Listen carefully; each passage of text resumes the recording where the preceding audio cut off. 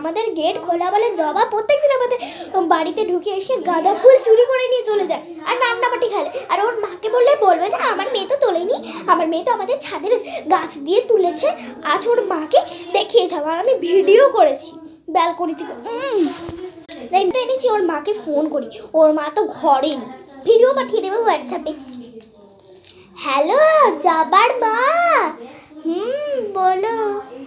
তোমার মেয়ে না আমার গাছ দিয়ে না ফুল তুলেছে, তুমি এখানে নেই, তুমি তোমার বাপের বাড়ি গেছো, তোমার মেয়ে ঘরে আছে, আমাদের ঘরের গেটটা খোলা আছে, সে জবা ঘরে এসে আমাদের সব ফুল তুলে নিচ্ছে।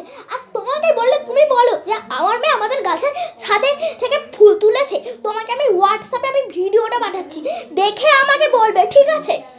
ঠিক আছে, আমার মেয়ে তো কোন গাছের তুলেছে, আমি জানতাম তুমি এইটাই বলবে। তোমার মেয়ে না আমাদের ঘর দিয়ে